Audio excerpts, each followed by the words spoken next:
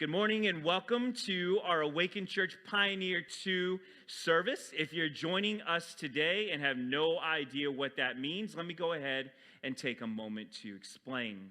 As a church, in response to COVID-19, we've been working hard to figure out a way to establish safety protocols, common sense practices that we can implement in our church to be able to make it safe to return to service, because we do, after all, want to be able to meet again in person fully as a church someday.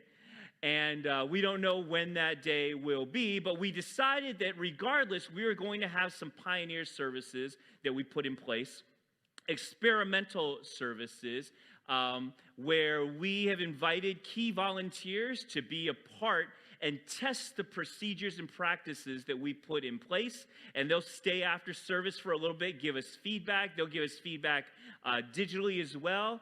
And from that feedback, we're going to find a way to improve as best we can.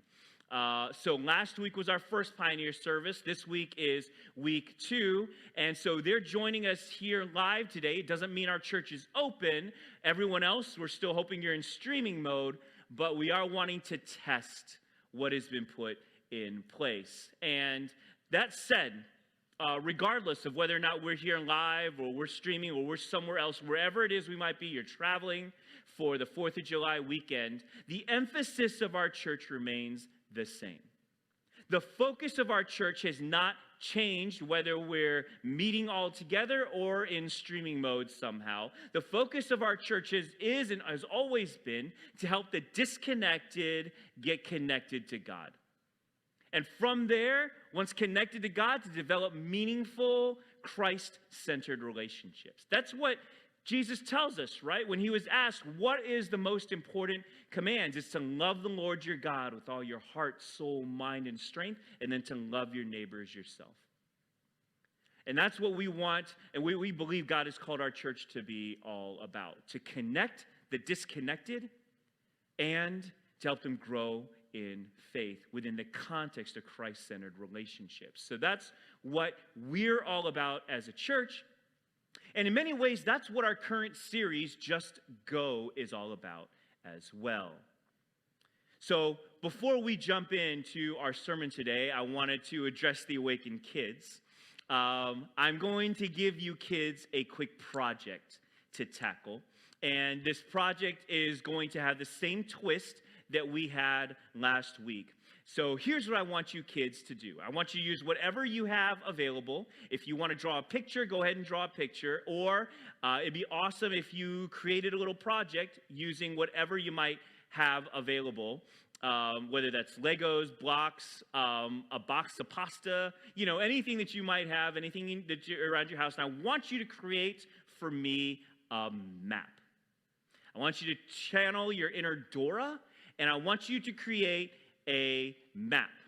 So that map needs to have a beginning. It doesn't matter where that starting point is. It doesn't matter where the ending point is. You get to decide where the starting point is, where the ending point is. I'm just going to say there has to be some places to visit in between. So you choose the starting point, you choose the ending point of your map, but there has to be some places to visit in between.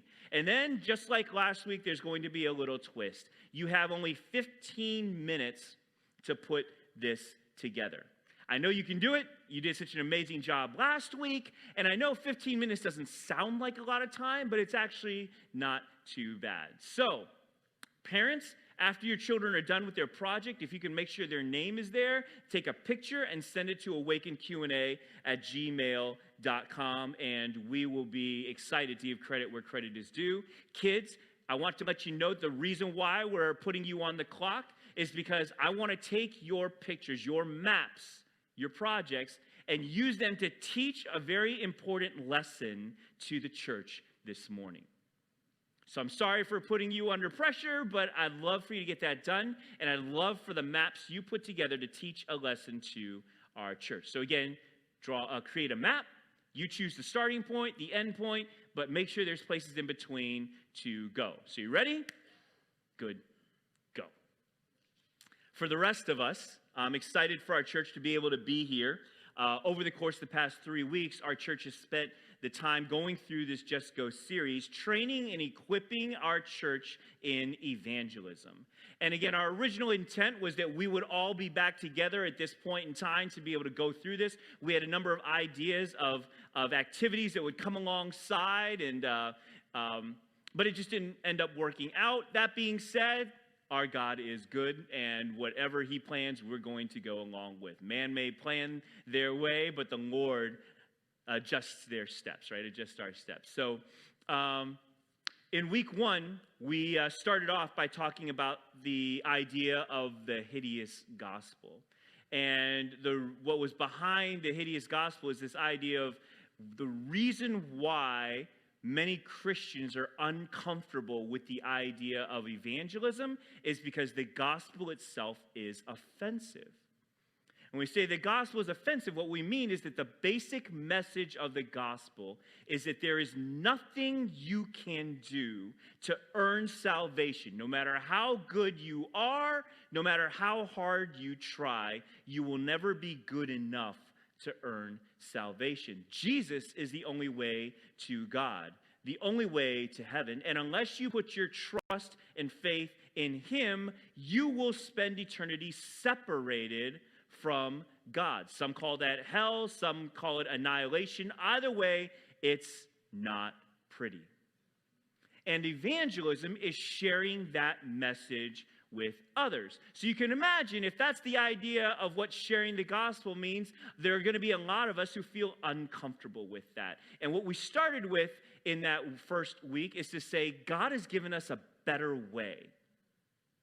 And we're going to show you what that better way looks like over the course of this series. And then in week two, Andrew started off and shared that that better way begins with relationships. That's how Jesus did it.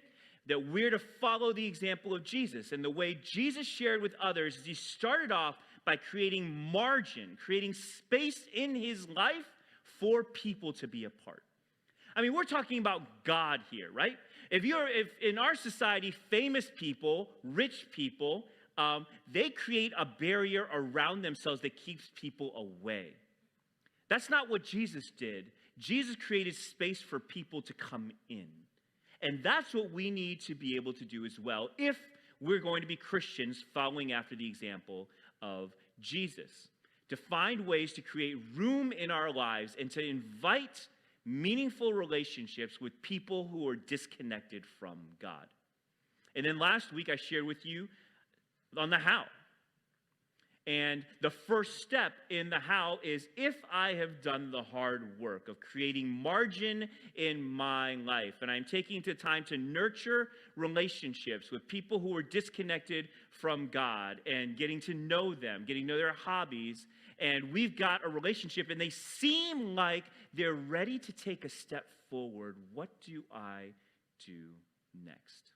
Right?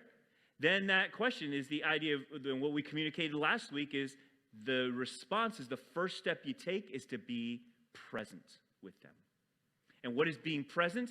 Being present is recognizing those moments in my life and in my relationships when I need to give my fullest attention to accomplish some eternal good. Those moments when I am to give someone or something my fullest attention in order to accomplish some eternal good. The sad thing about this is that we have all become way too proficient in living distracted, half-hearted lives. We're watching TV and we're on our phones at the same time. We're having a conversation and we're thinking about something else at the same time. We have forgotten or never cultivated the skill of giving our fullest attention to something, and it's destroying us. Distraction and inattention has been the cause of breaking up marriages, families, work, and are destroying and undermining our very sense of purpose. All the things that are supposed to be most important to us, and we are losing them because we've not cultivated the skill of being present. And that brings us to this morning. And this morning says, okay, after I understand and am cultivating the skill of being present in these relationships, what next? Sounds like a life problem, doesn't it? What's next? Figuring out what's next. I graduated from high school. What's next? I graduated from college. What's next? I just got a job. What's next? I just finished this project. What's next? My kids have finished their school time, their snack time, their play time, and their nap time, and it's 3 p.m. What's next? Right? That's kind of the situation. And we ask this all the time. This is a challenge. This is an ongoing life problem. What's next? And in relationship to evangelism, the question is the same. I built this relationship with someone who's disconnected from God, and they seem like they're ready to take a next step. What's next? So to answer that question, I want to start off by showing you a chart. It's a chart that I learned when I was going through seminary, way back in my seminary days, and it's called the Engel Scale of Evangelism. And I want to be clear, I'm not showing this to you so that you have to study it or memorize it, though you can always look it up, take a picture of it if you want. Instead, I want you to view this Engel scale kind of like a meme. You know what a meme is, right? A meme is watch it, understand why it's trying to communicate, and then move on. That's what a meme is, right? It's quick, it's watch it, get the point, and move on. So that's what we're going to do with the Engel scale this morning. So I want to go ahead and show that to you. And basically, it works through a number of stages. It starts at -10, and basically, you can take a step forward. And ideally, in between each stage, you would do something a little bit different to help them get closer to God. That's what the Engel Scale of Evangelism is all about. It was developed by a man named James Engel, surprise, surprise, to describe the journey that someone who has no knowledge at all about God might take, the steps they would have to take in order to become a Christian. And so the hope is that this scale would help Christians be able to have a tool that helps them understand how to walk a non-Christian to Christ. So it's an interesting tool. It's sometimes a helpful tool. Here's the point. Here's what I want you to get from this. Every non-Christian is at a different place in the journey. Every non-Christian is at a different place in the journey. Sometimes when we talk about evangelism, when we talk about someone who's not a Christian, that we have this tendency to think that everyone who is disconnected from God is the same. And because they're all the same, they just don't know, they're a sinner that doesn't know Jesus. Our solution is we just tell them the truth and then force them to make a decision, accept Jesus or reject him. And that's how we imagine evangelism. And it's wrong, right? It's not helpful. It's not wrong. Maybe it's too simplistic and it's insulting. Maybe that's a better way to think of it. It puts people in this little box and puts them in the same category and says they're all the same. It doesn't take the time to get to know someone and walk them down the road to salvation. Instead, it applies a one-size-fits-all solution that doesn't fit everyone. They're not all starting at the same point of the journey, and that's okay. The point of this scale is not that we need to apply it to our lives or put it into practice, but to recognize that our charge as Christians, when we think about evangelism, is to take the time to recognize where someone who is disconnected from God is. And then when we know where they are, help them to take one step closer to God. That's what evangelism should look like. And after they take that step, we help them take another one, and another one, and another one until they come to faith. The scale itself, it's kind of meh. It's a bit linear, a bit technical for my taste, but it makes for a great meme, right? Take the idea that it communicates and apply it to how you think about evangelism. Every non-Christian is at a different place in the journey, and effective evangelism means we take the time to be present with them and learn where they are. And then when we understand where they are, we help them take just one step forward. So if they've never read the Bible, as an example, and they don't know anything about God at all, then you certainly don't want to start with talking with them about sin and the 10 Commandments. Instead, how about we just introduce them to the idea of who God is, right? When you think about God, what would you imagine God would be like? and just start a conversation there. If you're in a relationship with someone who hasn't read the Bible or hasn't read the Bible much, but has heard about Jesus and has heard about Bible stories, which describes a lot of people in our culture today, then a great starting point might be just to say, yeah, Jesus, I know. We hear a lot about him. But you know what? I've got a great relationship with Jesus. I love my relationship with Jesus. And here's a little bit of why, right? Here's something that Jesus has taught me that I've learned to apply to my life that really has meaning. If you're in a relationship with someone who's been going through difficult times, who's going through deep trials, right? Then take the time, use the opportunity, recognize where they are, and pray for them. Maybe even if they're willing, pray with them. That would be a great starting point. Does that make sense? The idea behind this, and we can go on and on, right? Whenever you read the Bible, when you read the New Testament, and you read the stories of the Ethiopian eunuch, you read the story of Saul, later called Paul, when you read the story of Cornelius and Lydia and the Philippian jailer, they all started at different places, and they were walked through to faith. And it took different people and different circumstances to bring them to that point of decision. And for some, the journey was longer, and for some, it was not. Either way, next steps always depend on understanding where you are right now. And when you understand where someone is right now, the next step usually becomes a bit more clear.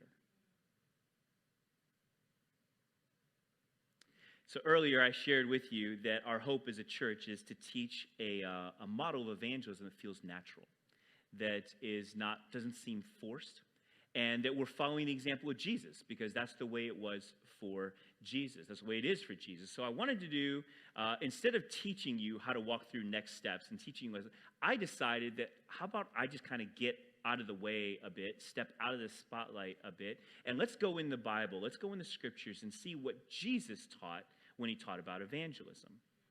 And to see and to learn the lessons that Jesus intended to teach his disciples when he was teaching them what being an evangelist looked like, what it means to be in evangelism. So that's where we're going to be. We're going to be turning, if you got a Bible, go ahead and turn to the Gospel of Matthew, chapter 9. And we're going to actually spend most of our time in Matthew chapter 10, but Matthew 9 sets the stage. And as we do that, kids, I want to just kind of give you a heads up. You still got about 5 minutes or so, but you need to start wrapping up. Mom and Dad, if you could go ahead and get them ready and take a picture of that picture and send it into awakenqa@gmail.com. Make sure they got their names on it, and we're going to be tackling them and scrolling through them in just a few minutes.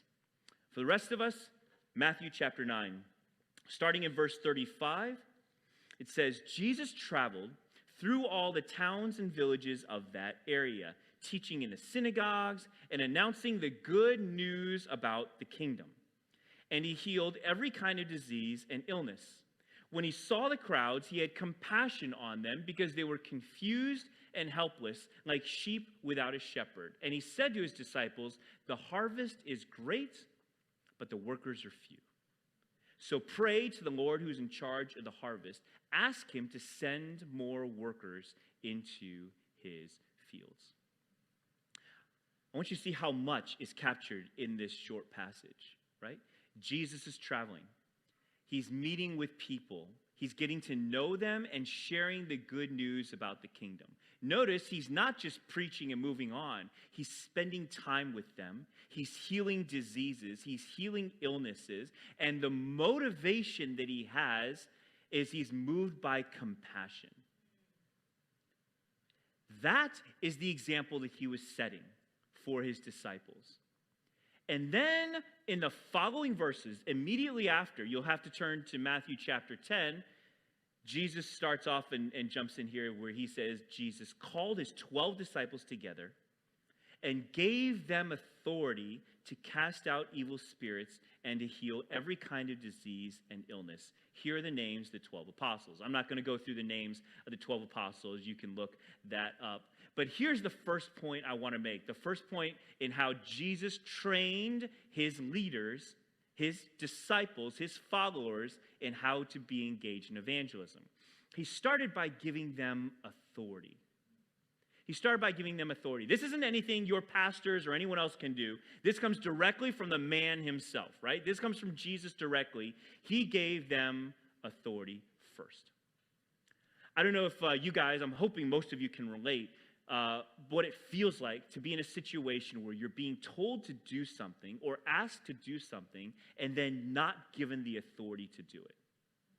That's frustrating, isn't it? I can share numerous examples, but for my wife and I, we've always recognized that, especially with our kids, as we're raising them and training them, anytime we give them responsibility, we give them the authority as well, the power to be able to do it. So if I ask Josiah and Talia, hey, I want you, mom and dad are going out on a date, I want you to be responsible for the other kids. If we gave them the responsibility without giving the authority, which means telling the other kids, you have to listen to Josiah, right? If we just said, hey, Josiah, you're in charge, make sure everybody's good, and kids, you can do whatever you want, then Josiah is put in a frustrating position, is he not? He can't win. Responsibility and authority always go together. And and when they don't, it's a reflection of bad leadership. Jesus gave his apostles authority, his disciples authority, and he has done the same for us. So when we ask, well, yes, he gave these 12 disciples authority, but what about us? Well, that verse that Eddie shared earlier, Matthew 28, the end of the same Gospel of Matthew. Matthew 28 says, right? Jesus said, all authority in heaven and earth has been given to me. Therefore, go and make disciples of all nations. You hear that? Jesus says, all authority has been given to him. Therefore, in light of that truth, go and make disciples of all nations, baptizing them in the name of the Father, the Son, and the Holy Spirit, teaching them to observe all that I commanded you. And lo, I am with you always, even to the end of the age. Jesus says, look, I've got the authority, and I am with you always. Every step you take, every breath you take, I am with you. So you have been given the authority. Exercise it, making disciples, baptizing them, teaching them to obey. That's the charge. Verses 5 and 6. Jesus sent out the 12 apostles with these instructions. Don't go to the Gentiles or to the Samaritans, but only to the people of Israel, God's lost sheep. That's a really interesting passage, isn't it? Because the idea that we have of Jesus is that Jesus came to reach the entire world, to save the world. And yet here, when he's telling his disciples whom to go to share the gospel, he says, don't go to the Gentiles, don't go to the Samaritans, go to the people of Israel. What is he saying? He's saying, focus on the people that you know first.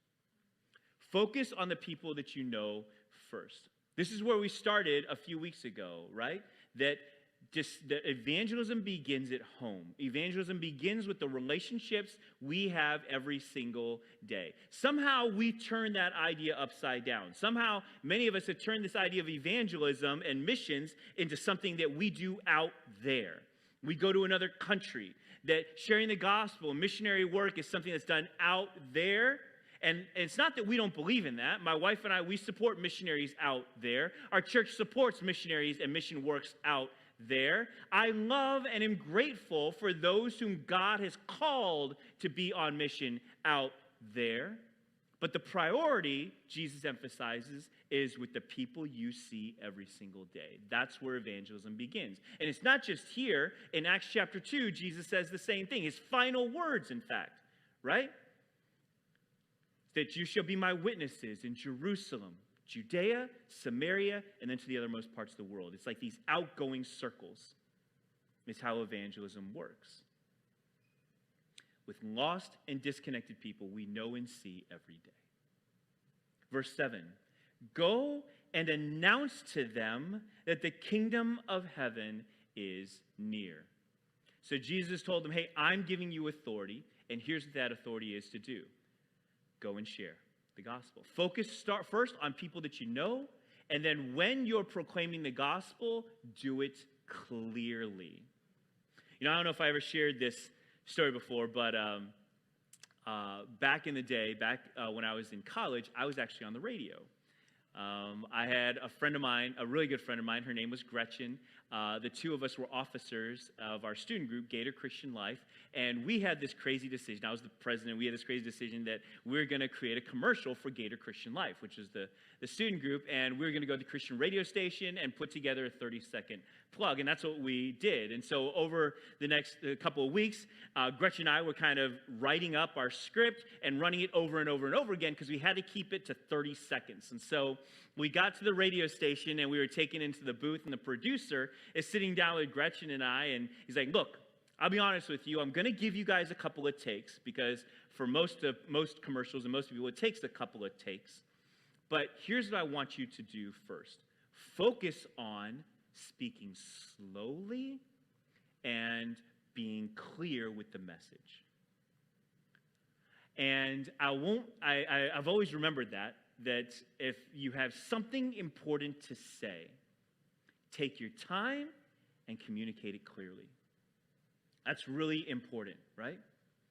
And that is what the gospel, the good news, what Jesus is encouraging us to do and commanding us to do is as we imagine what evangelism looks like, be clear. The gospel is designed to be shared. It's even designed to be shared verbally. You can live a great life. You can be a wonderful example. As a child of God, you really should live a great life and be a great example and follow whatever Jesus tells you to do. But that alone does not absolve you of the responsibility to also announce and proclaim the gospel. Now, feel free to choose the right moment.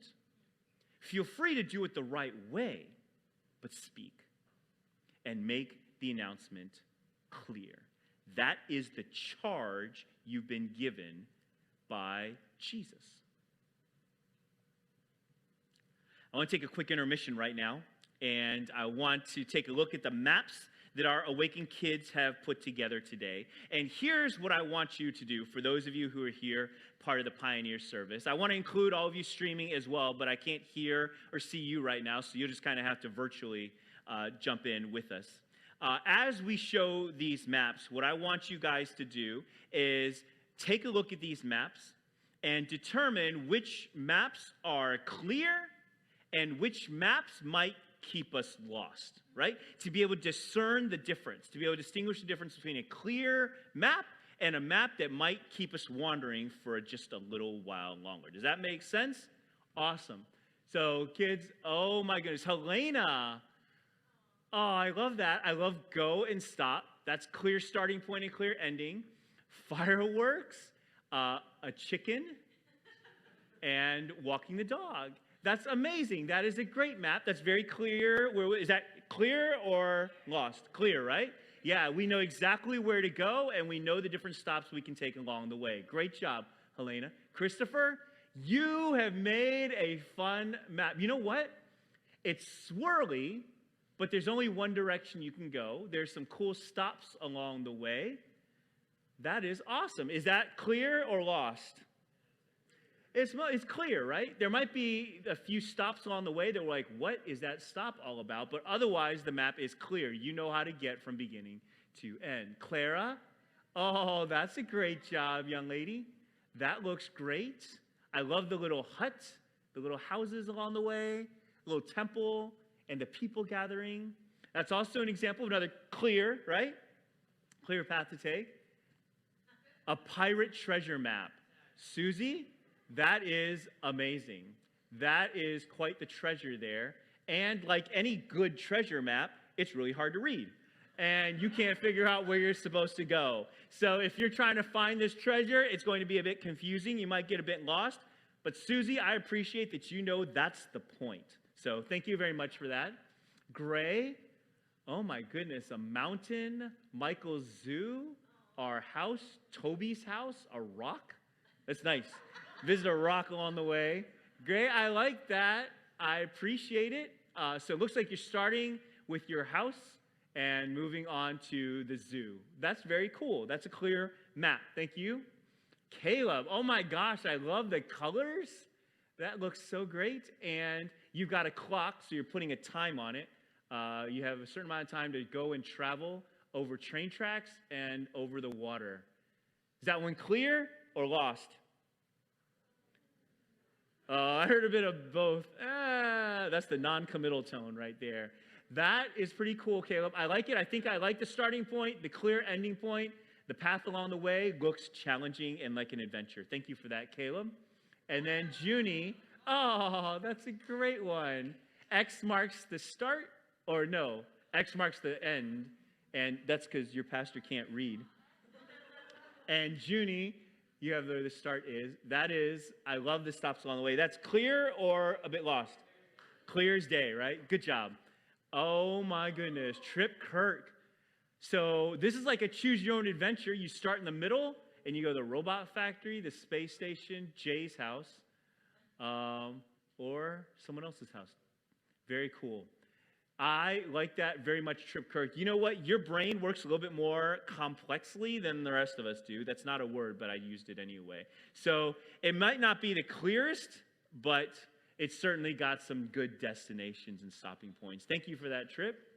And then Wyatt, map of my house, Tommy's places on my birthday, to my places on my birthday. Oh, the kayak place, the zoo, Legoland, a pool, and the lazy river. Wyatt, I'd like to join you on this trip, buddy. That's a good one. That's clear or lost? It's clear, right? Good job. And then, oh, there's a house. Warren, yeah. I'm sorry, I thought that said woman up there, but Warren is good. And zoo. So that's okay. It could be women. They're just tall and green. That's okay. And that, Warren, that's a great picture of a trip to the zoo. Is that clear or a bit lost? A little lost, but you know what? We know where the starting point is and where the ending point is, so kudos there. And then, Seth, really? Seth, if you had, that is amazing. I don't know how you drew the line so straight, but that is a great job and a great map to Grandpa's house. We may have to save that one because we may want to also go to Grandpa's house. That is fantastic, and I like the Starbucks stop along the way. Aren't you a little young for coffee? Maybe not. Okay. Nathan, Dana, you raised them well. So is that clear or lost? Clear. That's really clear, right? Awesome. Thank you, guys. Thank you, kids, so much. That was really amazing, right? And what I love about your pictures, what I love about your maps is that they're different. You can be at different places along the way, right? You could be at the starting point, you could be at one of the way stations along the way, or you could be at the end. All of us can be at different places in the map, but as long as we're headed in the right directions and there's clarity, God can use that, right? And I think that's how evangelism looks as well. That not everyone is at the same starting point. We might be hanging out at Starbucks instead. That may be the starting point of one. The other person might be at the zoo. The other one might be hanging out at the pool. Wherever they might be. And our job is to recognize where they are and then help them take a step closer to the destination. Awesome. So let's go ahead and continue in the book of Matthew. Matthew chapter 10, back to 10, starting in verse 8. Heal the sick, raise the dead. Cure those with leprosy, cast out demons, give as freely as you have received. Don't take any money in your money belts, no gold, silver, or even copper coins.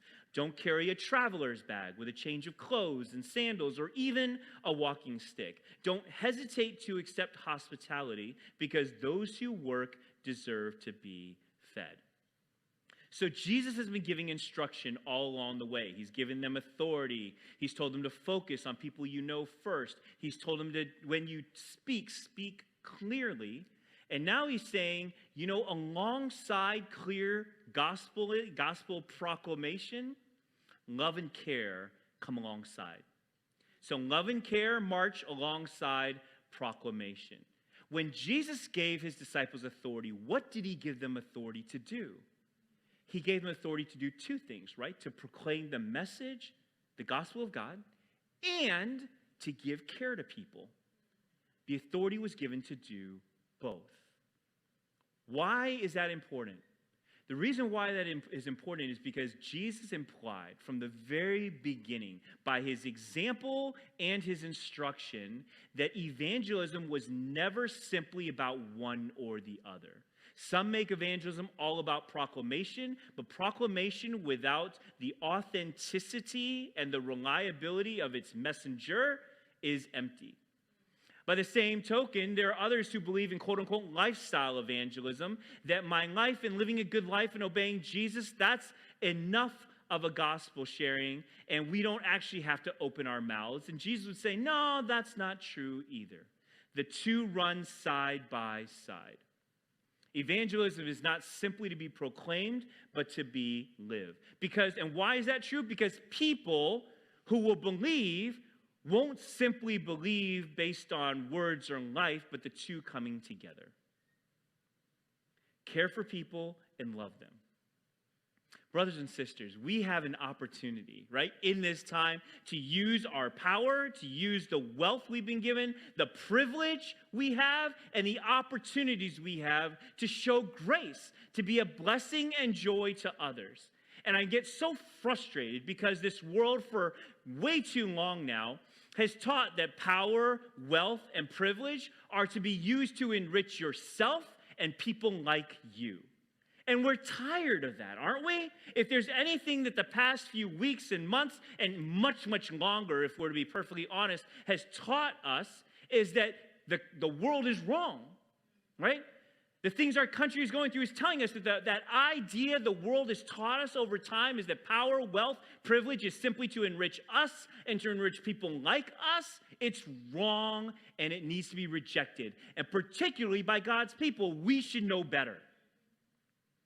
But the response hasn't been much better. Anarchy, violence, anger, resisting authority, that's not any better. It's just different rules being applied to the same old game. And as God's people, we can't fall into that trap either. We know better. God tells us, right, being an evangelist, being out in evangelism, recognizes that the authority given to us by Christ, the power, the privilege we have as children of God, these are not simply to be exercised for our own benefit, but for the benefit of others. That we are to be a blessing to others. That crazily enough, if you read the Bible, it actually says that, right? To do nothing, right? Make others more important than yourselves. I'm messing up that verse. Do nothing out of selfish ambition or vain conceit, but with humility of mind, consider others as more important than yourselves. This is what Jesus teaches. This is what God teaches. And this is how we are to exercise the authority and privilege and blessings that we have. And I want you to see this too, right? When we talk about this idea of love and care march alongside proclamation. Sharing the gospel. What evangelism is it's an invitation to be a part of this beautiful kingdom that God is establishing. A place where there is justice, a place where love rules, a place where there is joy and care and blessing. This is what the invitation looks like, right? It's an invitation into a new way of living. It's the invitation into a kingdom where God is king. Under the authority of Christ, where peace, love, and justice rules. Where injustice, intolerance, and narrow-mindedness have no place. And where God's people will love others as much as, if not more, than ourselves. That's what evangelism is. It's this invitation to say it's happening. As a matter of fact, it's here now in part and someday fully. And the gospel is the invitation to join the party. The gospel is the invitation to become a citizen of the only kingdom that really matters. The only kingdom worth belonging to. Matthew chapter 10, verse 11.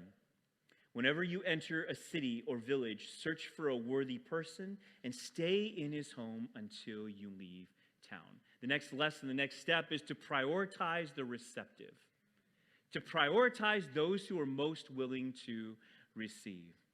You know, I love how Jesus makes this a point of emphasis with his disciples. He's like, look, He uses the word worthy. We won't say that because that has other implications for us today. But what Jesus is saying is go out, share, and whoever opens up their home and opens up their lives, spend extra time there. That's the idea that's being communicated here. And for us, we take that and say those who are most open to Christ and God's message, we should spend a little bit of extra time with. I want to help you with that. How do I recognize then someone who's more open, someone who's more receptive? And I'll share with you that the way easiest for us to be able to recognize is to recognize two different times when people are most receptive to the gospel. In times of difficulty and during times of transition. Times of difficulty and times of transition. So in times of difficulty is when people are facing hardship, they tend to be more open to God. People, when they're facing hardship, are more open to asking for understanding and reaching out to anyone who can offer comfort and hope. And they're usually afraid. These are opportunities where we say, guys, the gospel rings true in these moments. And they'll say things like, things aren't going very well for me right now. I'm having a hard time keeping my head above water. That's how you recognize. And in times like those, don't offer platitudes. That's what the world does. Platitudes is like, oh, things are going bad. Everything's going to be okay. Trust me. Right? You know what? God is working everything out for your good. Or, you know what? Someday you're going to look back on this and you're going to be thankful that this happens. Don't do that. Those are platitudes. They're empty and they're not appropriate for the moment. Instead, pray for them. If they open up the opportunity, pray with them. And if you want to share a verse with them, you can even use this as a transition, right? I put it up here as a help, not to quote verbatim. But in those times when I felt overwhelmed by my life, the Bible has been an encouragement for me. Would you be okay if I shared a verse that has been meaningful for me and might help you? And if they say yes, fantastic. I put some verses up there that might help. You've probably got many of your own. Times of difficulty and times of transition is the other one. Times of transition are a bit different. It's not necessarily sad or fearful, but for most of us, in times of transitions, we find it exciting. We find it to be challenges. And actually, we do find there's a bit of fear involved as well. But one thing that times of transition have in common is we're open to new experiences. And that's why times of transition are a really good time to help people take a step forward and closer to God as well. It's a good time to invite someone to come to church. It's a good time to be able to say, I'm excited for you, right? I know during these times, they can be exciting and scary. Can I read you or share with you a passage from the Bible that's encouraged me in those times as well? And God's got some cool things to share during those times too. Jeremiah 29, Isaiah 43. When people are comfortable, it's oftentimes harder for the gospel to take root because we're comfortable. I'm okay. I'm good with how things are right now, so you can keep your Jesus stuff to yourself. But during times of comfort, it's a good time to build relationship. It's a good time to build trust so that when those times of difficulty and those times of transition come, we can help them take a step. Finally, verses 12 to 15. When you enter the home, give it your blessing. If it turns out to be a worthy home, let your blessing stand. If it is not, take back the blessing. If any household or town refuses to welcome you or listen to your message, shake its dust from your feet as you leave. I tell you the truth, the wicked cities of Sodom and Gomorrah will be better off than such a town on the judgment day. So Jesus has been going through this lesson. He's been teaching his disciples what it means to be in the gospel, what it means to be living a life of evangelism. And he closes with this idea. Let God take care of the results. Let God take care of the results. It's a bit counterintuitive for us, isn't it? We tend to want to control the results. And God says, I'm going to take care of it. Jesus actually shares much more if you read throughout the rest of chapter 10. But it's the same idea, right? You be faithful and let God take care of the rest. I know for me, one of my biggest challenges to being involved in evangelism is I don't like dealing with rejection. I don't like being rejected. I'm real sensitive to other people's emotions and where they are, and I can oftentimes read rejection into their expressions. Sometimes when it's not even there, but I just read into it because I'm just a bit overly sensitive. And I don't like it. I don't like that feeling. So I appreciate here that one of the things Jesus says is, he's like, look, my taking care of the results means that you have to concede that rejection is going to happen. It's going to happen to anyone who wants to be out and is faithful and obedient and being involved in evangelism. But I'm going to tell you now, persevere. And don't take it personally, because they are not rejecting you, but me. Shake it off. Move on. When I say move on, that doesn't necessarily mean move on from the relationship. God may still have you in that relationship. But take comfort in knowing that it's not you, it's me. Or not me, but it's you. Not you, it's God. Right? I appreciate you guys walking through this journey together. I know it's been a bit longer today, so I'm going to wrap us up. Next week, Stephen Freeman is actually going to be closing out our series, and I'm really excited to have my brother come in and share and to close us out. I don't know if we're still going to be in pioneer mode, in open mode, or back streaming. We're going to make that decision tonight, but either way, I want to really encourage you guys to tune in, and what Stephen will be sharing on or teaching on is how to effectively share your story, how to share your testimony. And I'll tell you that that is the best tool that we can have in being able to articulate and present the gospel, is to be able to share our story, to share our testimony. So one final verse, if I may, as we close out from the book of Colossians, that I hope you keep with you and write down and review. Colossians chapter 4, verses 5 and 6. Live wisely among those who are not believers, and make the most of every opportunity. Let your conversation be gracious and attractive, so that you will have the right response for everyone.